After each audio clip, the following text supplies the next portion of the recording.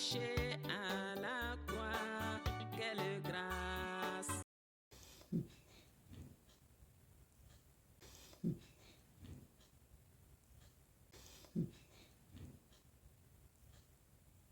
Alors, merci pour la question. Bien entendu, et nous partons sur la base du fait que les conjoints sont mariés en Christ. Ce sont des chrétiens, bien entendu. Et tous les deux sont chrétiens et ils ont tous reçu Jésus-Christ dans leur vie et ils se sont mariés en Christ. Et ensuite, et dans le mariage, ils ont pris conscience de la présence de Dieu. Ils ont pris conscience du fait que c'est Dieu qui est l'auteur de leur mariage. C'est Dieu qui les a unis, qui les a fait l'un pour l'autre. Et que c'est Dieu qui est encore en eux et avec eux pour les conduire donc pas à pas dans le bonheur conjugal. N'est-ce pas?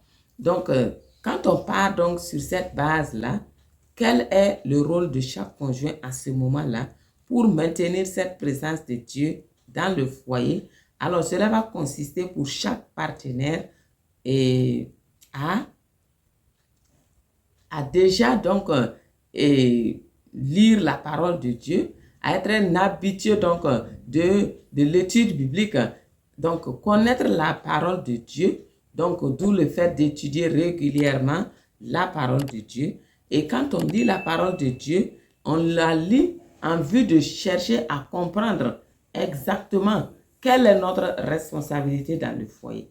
Qu'est-ce que Dieu me demande de faire en tant qu'épouse ou en tant qu'époux dans le foyer?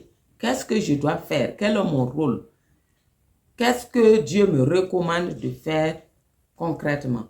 Alors, je dois prendre connaissance donc de toutes ces choses-là, connaître ces vérités-là, connaître les recommandations de Dieu, comment je dois me comporter avec mon conjoint ou ma conjointe afin que mon mariage soit un succès. Alors, lorsque j'ai pris conscience donc de toutes ces informations, qu'est-ce qu'il me reste à faire? Il ne me reste plus qu'à marcher selon cette parole-là. Obéir à cette parole-là, c'est cela qui va maintenir la présence de Dieu dans mon foyer, dans mon couple. D'autant plus que Jésus lui-même a dit, celui qui m'aime, il garde mes commandements. Et mon Père l'aimera, nous viendrons à lui et nous ferons notre demeure chez lui. Donc, quand on garde les commandements de Dieu, quand on cherche à plaire à Dieu, à marcher dans sa crainte, alors on amplifie du coup la présence de Dieu dans notre vie. Parce que Dieu aime celui-là qui marche selon ses commandements.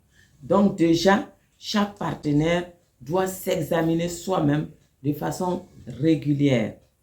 La Bible dit dans Galates 6, verset 4, que chacun examine ses propres œuvres et alors il aura sujet de se glorifier pour lui seul et non par rapport à autrui. Alors si chacun se met à s'examiner, et j'entends par là et se mettre régulièrement son homme intérieur face au miroir de la parole de Dieu et pour vérifier si oui ou non nous sommes en train de marcher conformément à cette parole-là. Donc, on se met donc devant le miroir de la parole de Dieu, comme Jacques l'a dit, que la parole de Dieu est un miroir. Donc, quand on se met devant la parole de Dieu, en la lisant, on va comprendre tout de suite, c'est un miroir. Si on marche ou pas selon cette parole-là. C'est simple.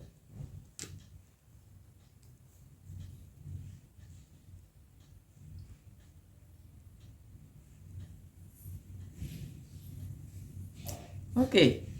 Si, après s'être examiné donc devant la parole de Dieu, on se rend compte que on ne marche pas selon cette parole-là, j'avais dit qu'on se met donc à l'œuvre. On commence donc à marcher selon cette parole-là.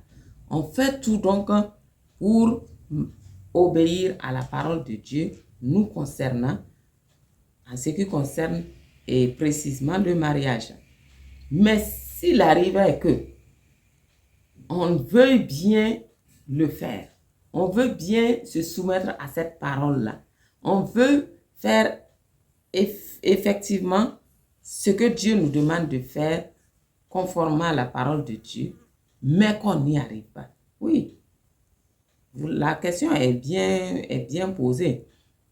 On peut vouloir le faire, mais ne pas y arriver. Il y en a qui veulent pardonner de tout leur cœur, mais qui n'y arrivent pas. Il y a des femmes qui veulent vraiment marcher dans la soumission et vis-à-vis de leur époux, mais qui n'y arrivent pas. Il y a des hommes qui veulent aimer véritablement leur femme comme Dieu le demande, mais qui n'y arrivent pas. Donc, par conséquent, si on veut vraiment le faire et qu'on n'y arrive pas, alors la solution c'est quoi? C'est de faire recours au glorieux Saint-Esprit. Comme je l'ai toujours dit. Alors, c'est ce que Jésus nous a donné comme solution. N'oubliez pas que la Bible nous dit clairement que, et c'est dans 2 Corinthiens 3, verset 5, que ce n'est pas à dire que nous soyons par nous-mêmes capables de concevoir quelque chose comme venant de nous, mais notre capacité, au contraire, vient de Dieu. Alors, mes chers frères et sœurs, nous ne devons pas nous leurrer. Nous ne pouvons rien faire par nous-mêmes. C'est pour cela que Dieu est venu habiter en nous. Comme il l'avait prédit dans Ézéchiel 36, verset 27, il avait dit clairement qu'il mettrait son esprit en nous et qu'il ferait en sorte que nous puissions pratiquer ses lois. Donc, il comprend, Dieu comprend que nous sommes faibles. Il sait de quoi nous sommes faits, nous dit David dans les psaumes. Donc, il sait que nous sommes faits de chair. Pour cela, il est venu habiter en nous, pour nous aider à faire exactement ce qu'il veut que nous fassions. D'où l'avènement du Saint-Esprit. C'est pour cela que Jésus a prié le Père pour qu'il envoie le Saint-Esprit, pour que le Saint-Esprit donc nous conduise dans toute la vérité de Dieu, comme il l'a dit dans Jean 16. Donc, il est venu pour ça, pour nous rendre capables de faire ce que Dieu nous demande, ce que Dieu nous recommande. Alors, mes chers frères et sœurs, s'il arrivait que vous n'arrivez pas à faire ce que Dieu demande de faire, la solution, allez devant le Saint-Esprit. Dites-lui toute la vérité. Dieu attend toujours que nous venons à lui, que nous lui ouvrons notre cœur. Alors tu lui ouvres ton cœur. Tu dis au Saint-Esprit, voilà mon problème. Dieu me demande de faire ceci, il me recommande de marcher de telle ou telle manière. Mais je n'y arrive pas. Mais qu'est-ce que la parole de Dieu m'a dit? M'a dit que ma capacité vient de Dieu. Or, Dieu habite en moi. Dieu habite en moi en la personne du Saint-Esprit. Rends-moi capable, par ta puissance qui agit en moi, rends-moi capable de faire exactement ce que Dieu veut que je fasse. Manifeste tout ce que Dieu veut à travers moi pour que je puisse être agréable à Dieu, pour que je puisse marcher dans la crainte de Dieu, dans mon mariage. Voilà, quand vous faites une telle prière, rassurez-vous que le Saint-Esprit va se mettre à l'œuvre. Il va agir dans votre vie. Il va vous rendre capable par la dynamis dont je fais régulièrement allusion.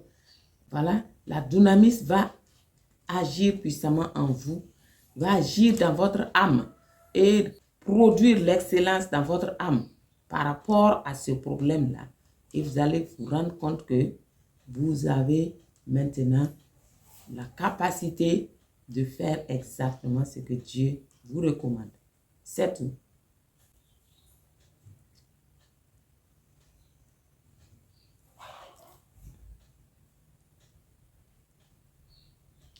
effectivement, et il peut arriver aussi que on n'arrive pas on n'a même pas le désir même de faire ce que Dieu nous demande de faire. Oui, il peut arriver. Voilà. Et il peut arriver que la femme ne veuille même pas être soumise à son mari. Voilà, elle sait, elle est au courant que la parole de Dieu lui recommande d'être soumise à son mari, comme l'Église est soumise à Christ. Mais elle n'a même pas ce désir-là de le faire. De même, également chez l'homme, il peut arriver que l'homme n'éprouve même pas le désir de prendre soin de sa femme comme Dieu le recommande, etc., etc. Alors, quand ce désir-là même n'est pas là, à plus forte raison même, et la capacité de le faire, alors la solution c'est, la parole de Dieu nous dit clairement c'est un verset qui s'apparente au verset cité précédemment, mais ce verset-là est encore plus précis et va mieux répondre donc à cette question-là. C'est Philippiens 2, verset 13 qui dit que c'est Dieu qui produit en nous le vouloir et le faire selon son bon plaisir. Alors, et dans la version français courant, il est dit qu'il produit en nous le vouloir et le faire selon son bienveillant dessein. Alors, quel est le dessein de Dieu pour vous et moi dans le foyer? Alors, mes chers frères et sœurs, le dessein de Dieu pour nous dans le foyer, c'est quoi? C'est que nous vivions le bonheur conjugal. C'est que nous tenions compte de Dieu dans le mariage, car c'est Dieu lui-même, ce Dieu-là qui va nous donner la capacité de pouvoir vraiment vivre le bonheur conjugal. Sans lui, nous ne pouvons même pas espérer même vivre le bonheur conjugal. À combien plus forte raison accomplir notre destinée commune. Donc, c'est lui qui a le premier rôle dans notre foyer. Donc, si on cherche à tenir compte de lui, à le respecter, à l'honorer en marchant comme il le veut, alors, et qu'on se rend compte même qu'on n'y arrive même pas. C'est-à-dire, on n'a même pas ce désir-là de le faire. On lit, on passe. On lit, on passe. Mais on sait que cela pose problème dans le foyer. Quelle est la solution? Alors, mes chers frères et sœurs, la solution, c'est de demander au Saint-Esprit. Dieu a dit dans sa parole dans Ésaïe, venez plaidons, parle toi-même pour te justifier. Alors, il veut que nous mettions devant sa face sa parole, parce qu'il a dit qu'il veille sur sa parole pour l'exécuter. Donc, tu dois mettre devant lui sa parole et parler pour te justifier par rapport à sa parole. Donc, tu lui dis, n'est-ce pas toi-même qui as dit que tu produis en moi le vouloir et le faire selon ton bienveillant dessein? Or, je sais que ton bienveillant dessein, pour moi, c'est que je vive le bonheur conjugal avec mon époux ou avec mon épouse. Et voilà que je n'arrive pas à faire ceci, à faire cela. Par exemple, je n'arrive pas à pardonner. Je n'arrive pas à me soumettre à mon mari. Je n'arrive pas à aimer ma femme comme tu veux que je le fasse. Je n'ai même pas ce désir-là. Alors, je veux que tu produises à moi-même le désir, le vouloir même d'aimer, le vouloir me soumettre, le vouloir pardonner, ainsi de suite. Et qu'ensuite, tu réalises cela à travers moi, Saint-Esprit. Aide-moi. C'est la parole qui le dit. Et je sais que Dieu ne ment pas. Donne-moi la volonté de faire ce que Dieu me demande de faire et produire cela à travers moi, afin que ma vie glorifie Jésus. Alors, c'est simple comme prière et c'est puissant parce que quand le Saint-Esprit va agir, vous allez voir le résultat. Alors, j'espère que les uns et les autres seront satisfaits donc des réponses qui ont été apportées. Alors, je vous remercie.